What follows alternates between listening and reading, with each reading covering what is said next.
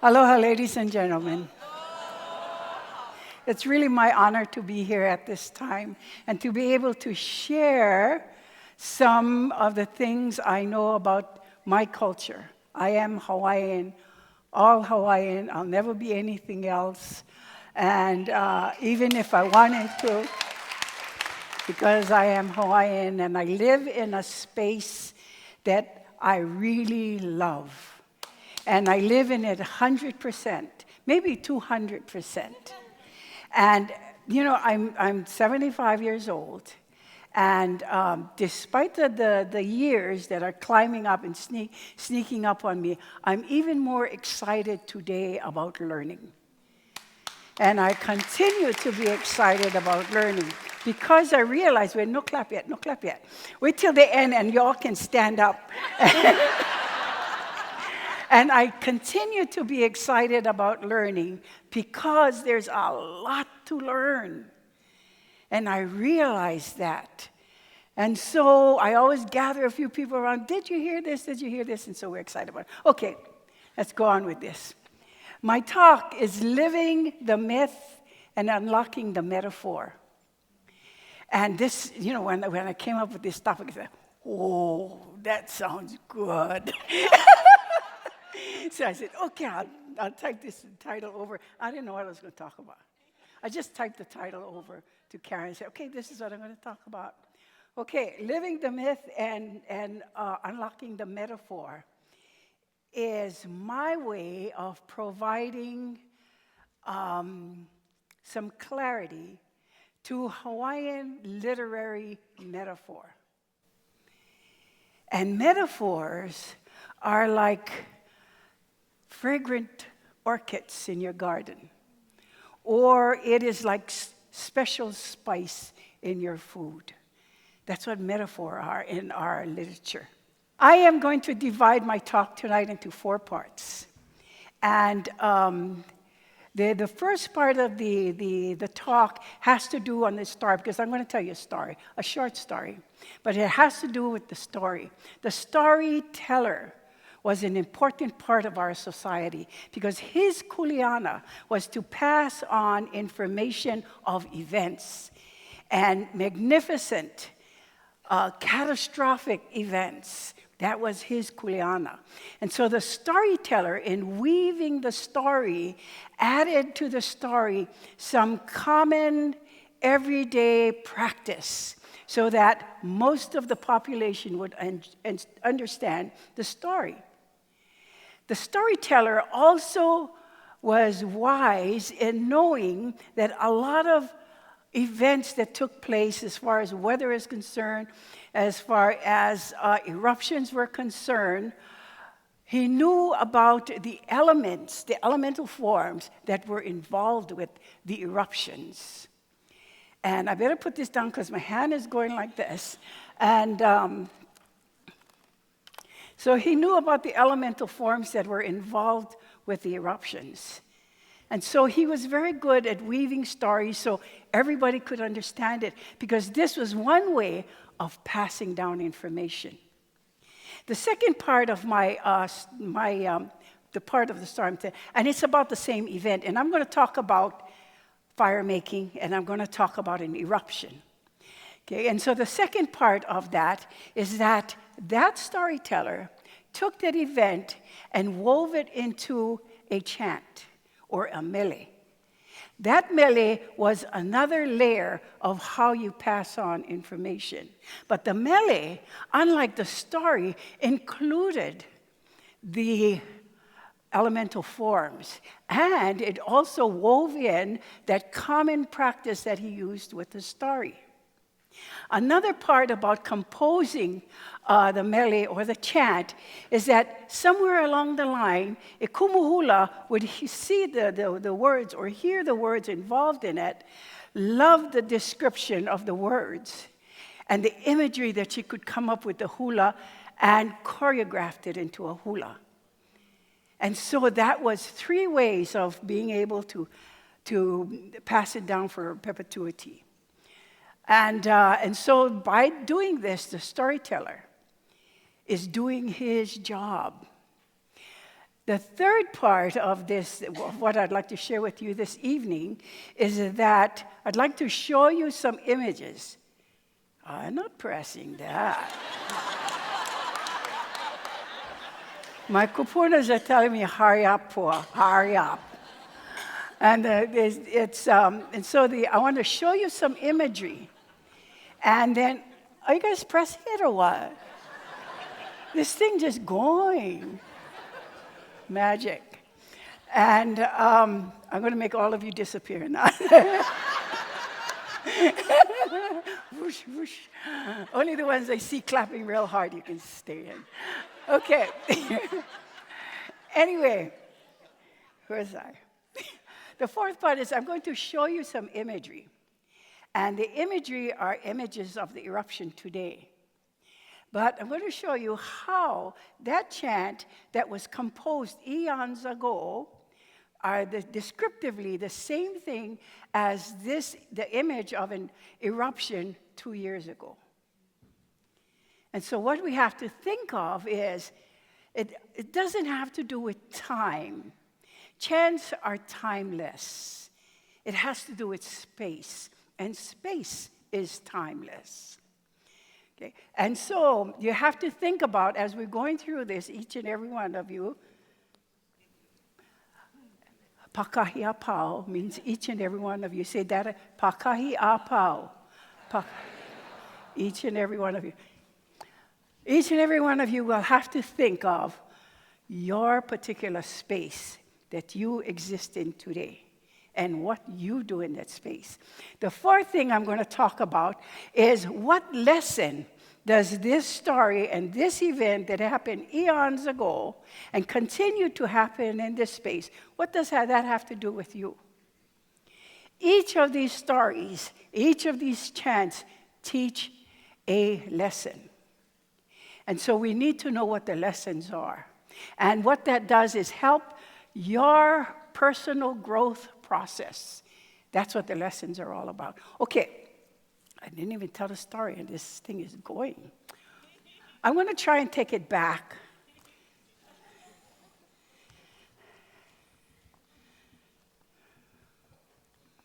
Okay, the story is about Lono Makua and Peleonua Mea.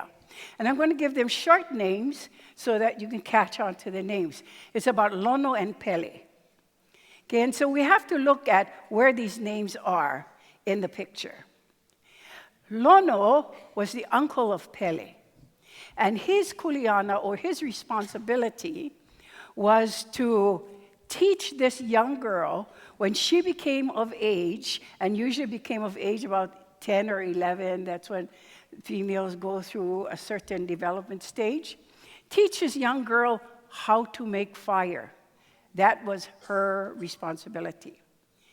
And so when Pele became 10 or 11 years old, around there, Lono took Pele and he took her into this darkened cave, and he told her all about the space that was above their head, about the layers of space, the horizontal and the vertical spaces above their head, about the movement of the sun, the movement of the stars, the movement of the moon, about the clouds, the wind, etc.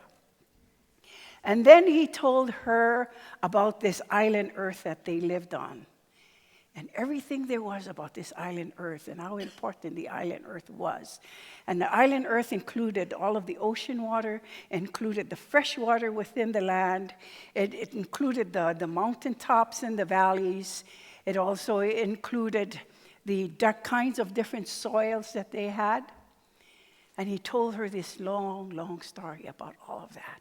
I don't know how many days or weeks or months or years they were there. And then he told her about everything that was born on this island Earth, and went through regenerative cycles on this island Earth. And he named everything that lived in the ocean, things that lived on land, the grasses, the trees, the birds, the bugs, the animals, people, etc., etc.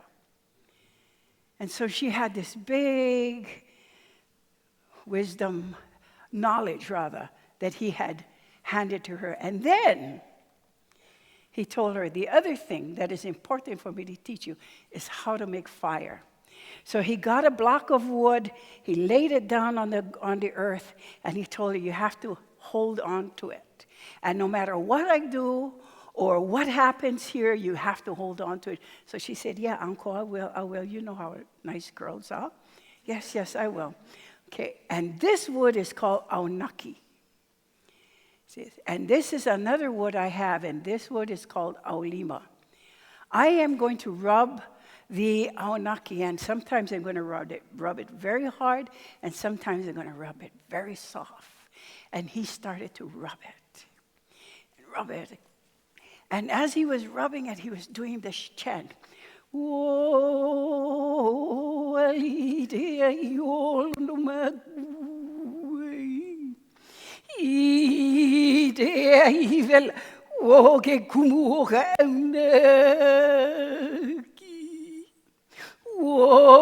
Keahi lapa Kumu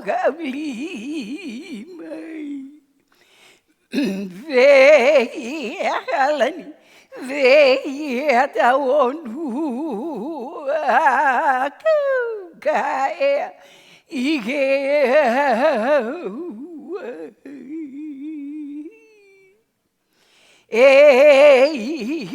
opele ka uluvela onamoku.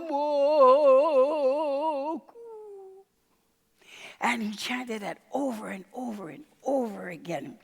And pretty soon, she felt the earth tremble under her. And she felt the rocks getting hot around her. And then she saw a little bit of smoke pop up and a little bit of spark coming from aonaki and aolima. She got very excited, but she said, oh, I got to hold this. And he continued to chant, encouraging the fire. And finally, boosh, the fire came up in the air as high as the top of the cave roof. One after another, the flames just danced up into the air above their heads. She was so excited. And then he told her, this is who you are.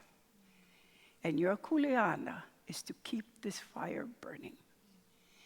Because those things that I told you about that are dependent on this land as a home,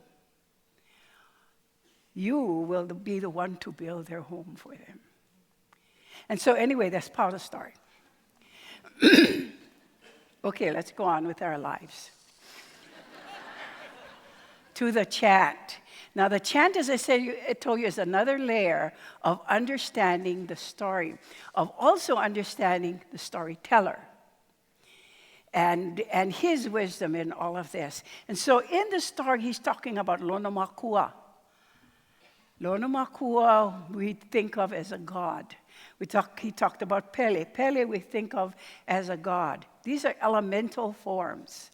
But he also brings in the aonaki and the aolima, that common everyday practice that they had. But he's using that as as fire starters.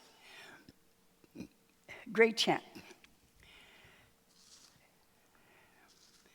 Now this is the whole thing about Kumu hula is they take this chant, they see the descriptive meanings of the words, and they try to choreograph that so that it fits that particular image.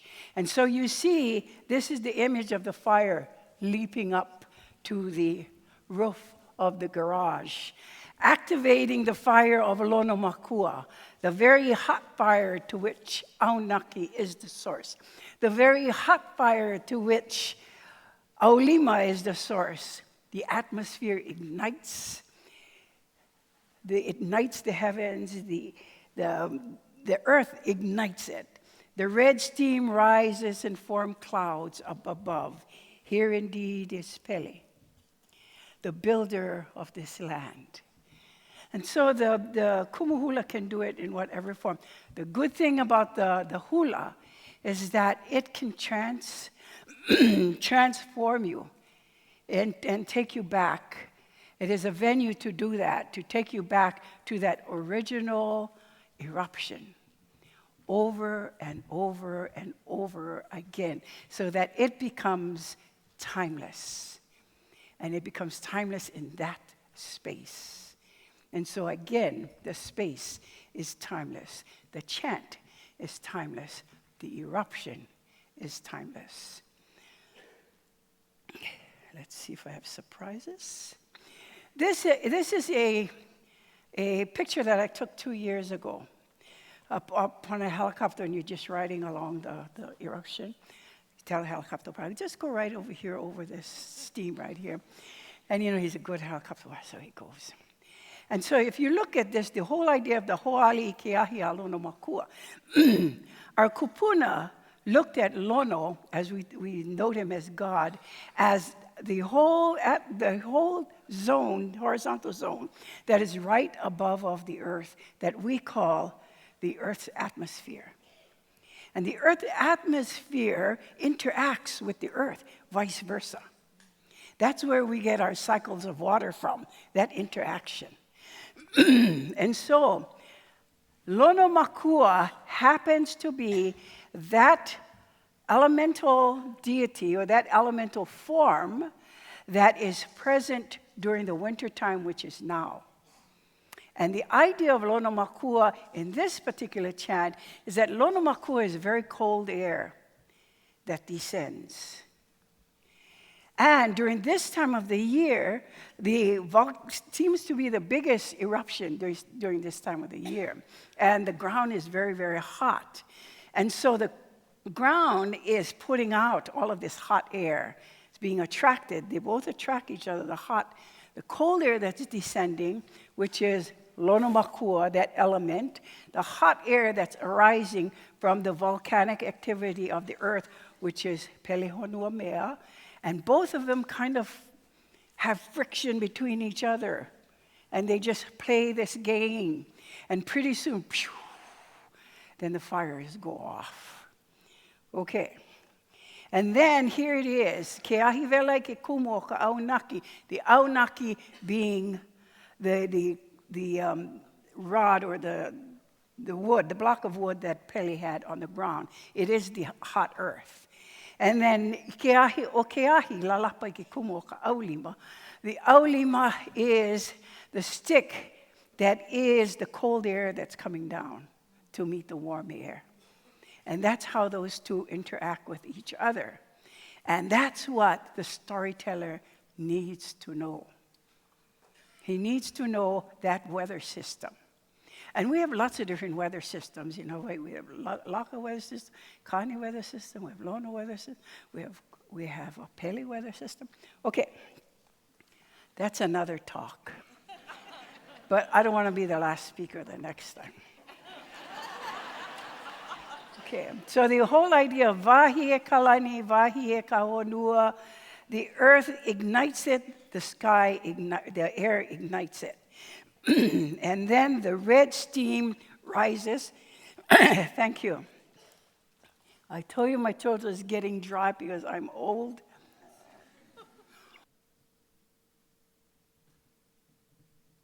Actually, don't mind being old. Being old is really great. Only that some of your bones sort of rot inside. You rot inside, but your mind is sharp.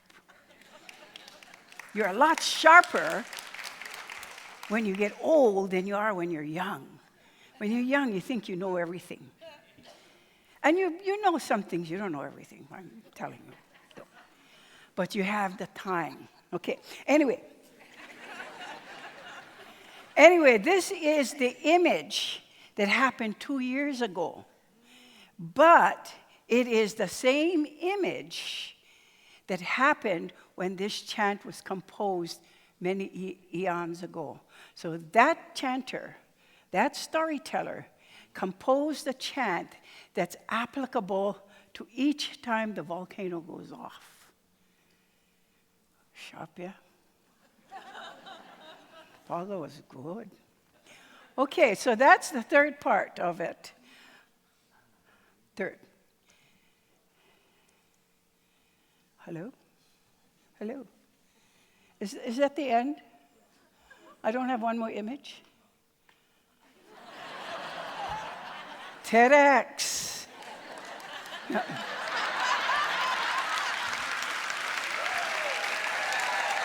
Wait, not power. I think the most important part before we all stand up and go up.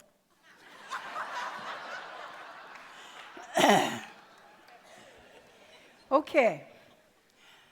Now the last part is going back to the storyteller. The thing that the storyteller has to put over is there has to be a lesson for this. And the lesson for this one is that we understand the space that we live in. We understand it with a passion. And I think I heard that word over and over and over again. That you live in your space and you live in your space with passion. You know that song, "Come on, baby, light my fire." It's like that. Light your fire. Allow that space or the space that you exist in to light your fire so that you impact the space impacts you. One of the chants says, "Eia Hawaii he moku he kanaka." Here is Hawaii, a man, an island. It's that idea that you become part of that land. You know as much as you need to know about that particular land. You become all fired up about it, like many of our speakers, like Ekolu talked about his land and his father, and how they moved ahead and did what they needed to do. And Dr. Madaris talked about the land that was up Mauka and what he did for the land. Each of us need to do that. Each of us need to have fire lit within us so that we have passion for who we are and what we do and the space we live in. Ted. Thank